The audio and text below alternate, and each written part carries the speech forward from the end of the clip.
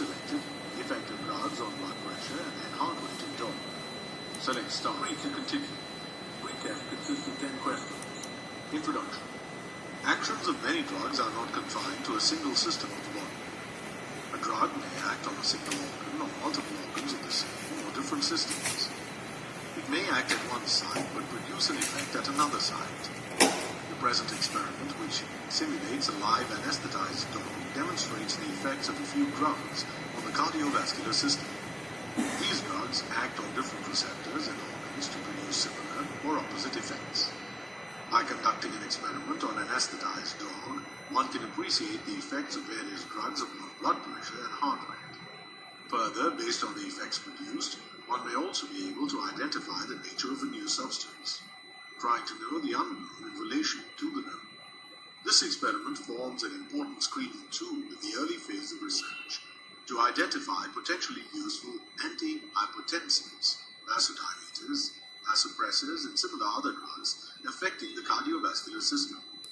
This experiment also makes the learner appreciate certain physiological forces that affect the heart and blood vessels through appropriate manipulation of the nervous system, vagus, impairment of blood supply to brain, carotid occlusion, apart from their interaction with drug effects. Objectives: to demonstrate the changes on BP and heart rate upon mechanical occlusion of carotid, unilateral, and electrical stimulation of central to stimulate the efferent fibers, and peripheral to stimulate the efferent fibers, cutting of vagus nerve, to appreciate the actions of certain common and important agents on BP and heart rate.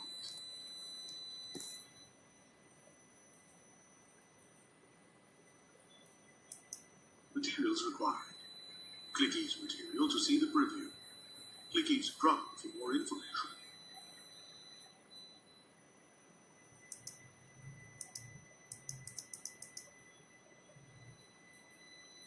Procedure. The dog is weighed and anesthetized using intravenous chloroforms, 100 milligrams per kilogram of body weight. It is fixed on a dog table in supine position.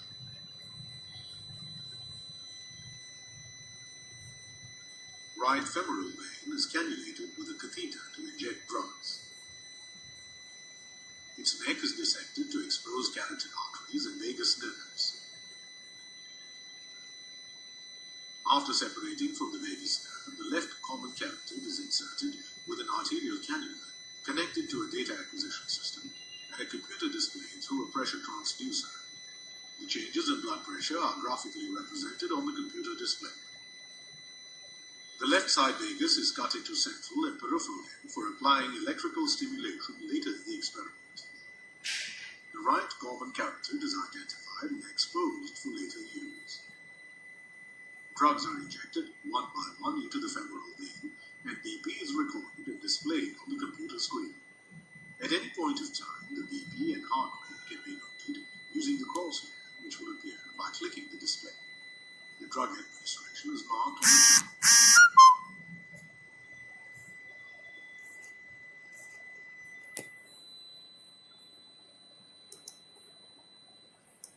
Precautions. The trachea should be exposed and cannulated to maintain respiration. In case of distress, the cannula should be connected to a respirator. The antagonists act on the body for a long time, and hence the same antagonist should not be repeated frequently. Otherwise, the dog will die due to accumulation of antagonists in the body. The dose must be selected from the conventional dose range given. A low dose will not evoke any response, whereas a large dose will kill the dog. For some drugs, different doses will produce different effects. Appropriate dose should be used depending on the effect desired. Adequate anesthesia should be maintained throughout the experiment. At the end of the experiment, the dog must be killed using one of the ethically accepted procedures. A small volume of saline is administered following every drug injection so that the drug remaining in the catheter can be flushed completely into the system. Avoid drug administration before the action of last drug given is over. Tips. Chloroforms, an intravenous anesthetic suitable for acute experiments, does not depress reflexes. but they may be slightly exaggerated, unlike barbiturates, which depress cardiovascular and spinal cord reflexes.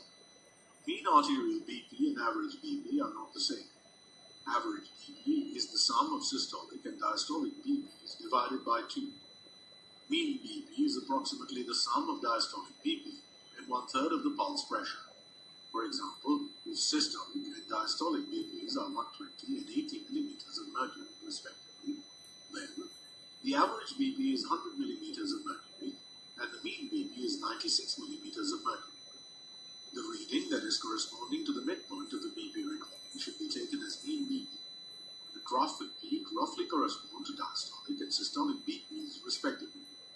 Changes in BP lead to compensatory alteration in the heart rate. For example, an increase in BP by norepinephrine will reduce the heart rate, which is mediated by vagal stimulation. Atropine can block the compensatory vagal action, leading to an increase in heart rate by norepinephrine. Similarly, the compensatory increase in heart rate due to a decrease in BP by the depressors can be blocked by beta-adrenergic receptors. Blockers, antagonists, act for a long time because of their high affinity, strong bonding with the receptors. Hence, repeated administration can lead to accumulation of blockers and kill the animal. In live experiments, once a blocker is given in adequate doses, the effect generally stays till the end of the experiment, approximately 6 hours. In the software, the decay of blockers in the animal body is taken into account, and the effect wears off after a certain time, which varies with different blockers. The levels of blockers and antagonists are displayed when the software is run in the tutorial.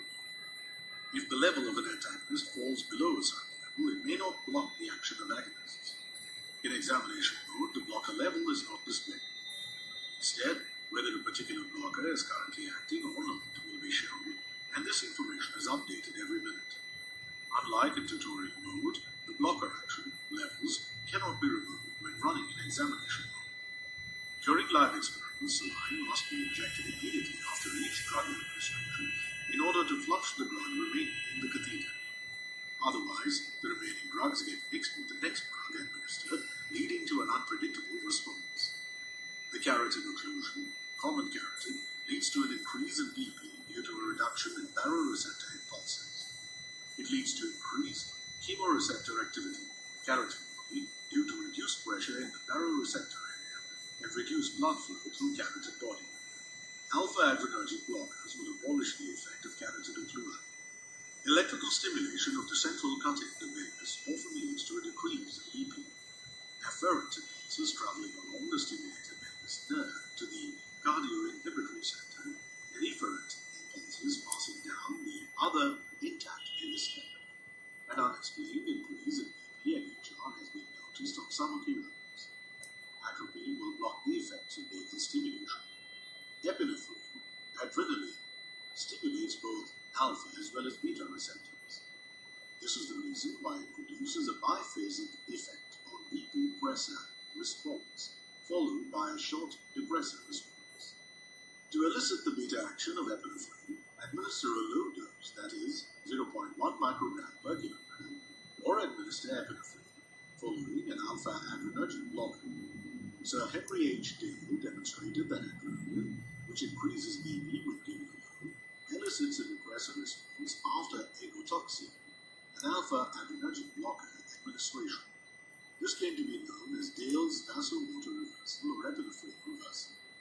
Isoprenoline has a slight pressor response or no action on systolic BP, but it decreases diastolic BP considerably. As a result, the mean BP shows a fall. Alpha-adrenergic blockers will block the pressor response of epinephrine, but not its depressor response. Epinephrine, which increases BP, will reduce BP after administration of an alpha-adrenergic blocker. Acetylcholine has a very short action. In animals pre-treated with physostigmine, acetylcholine acts longer since physostigmine is an anticholinesterase. Cholinesterases are enzymes which destroy acetylcholine. Please note, simulation of physostigmine effects are not provided in this experiment. Low doses of acetylcholine when given intravenously will produce reflex tachycardia. Larger doses will lead to bradycardia. Acetylcholine and atropine exhibit competitive antagonism. Following the administration of atropine, the recommended or the conventional doses of acetylcholine, 5 to 10 micrograms per kilogram, fail to elicit any response, whereas a high dose, close to 100 micrograms per kilogram, will restore the response of acetylcholine. Full atropinization following a large dose of atropine, 2000 micrograms per kilogram and above, will block the muscarinic action of even a large dose of acetylcholine, close to 100 micrograms per kilogram.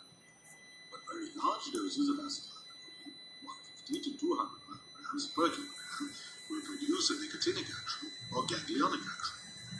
Ephedrine, if repeated within 30 minutes, exhibits tachyphylaxis, acute tolerance. To demonstrate this phenomenon, repeat administration of a single dose 4 to 5 times within a span of 30 minutes. Ephedrine has both direct as well as indirect action. It releases norepinephrine from nerve endings, and this leads to tachyphylaxis after a few doses. The norepinephrine stores get exhausted. Because the drug can stimulate the alpha receptors, there is a slight increase in BP which might persist even after repeated doses. Stimulation of H1 receptors leads to a rapid onset but short-lived decrease in BP. H2 receptors induce a slow onset, longer-lasting fall in BP. Blockade of either of the receptors will only partially reduce the effect of histamine. If histamine effect is to be blocked fully, both H1 and H2 antagonists must be used. The recording of the results of carotid and Bailey procedures and administration of agonists is called normal response brackets, normal pattern. Before and after giving a dose of unknown, normal response brackets must be recorded, and differences in the responses before and after, if any, must be detected. This will help in preliminary identification of the unknown drug. If there is no difference in the normal response brackets before and after the unknown could be an agonist. Administer a suitable blocker to find out whether the effect of unknown is blocked or not.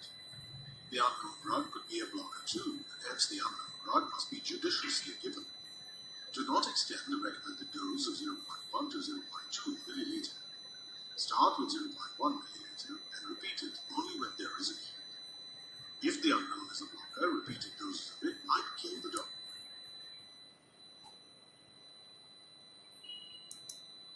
Experiment. Directions.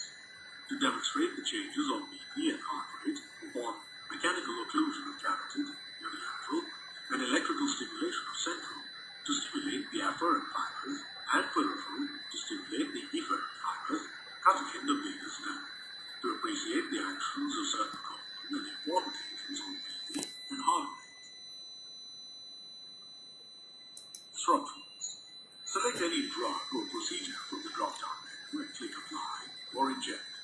Dose to be injected could be increased or decreased by clicking plus or minus buttons. Observe the recordings on the chart. BP recording is in blue and heart rate recording is in red. Click the display to get a crosshair. Re-clicking will make it disappear. Use crosshair to measure the BP and heart rate. Red scale on the left of the display is for heart rate. Blue scale on the right of the display is for BP. Place the crosshair at the midpoint of BP recording or heart rate recording to find the BP and HR respectively. Note down the mean BP and heart rate for each drug or procedure under observation. Are you sure to skip the tutorial? The experiment will be aborted. Press yes to continue, or no to stay on the experiment.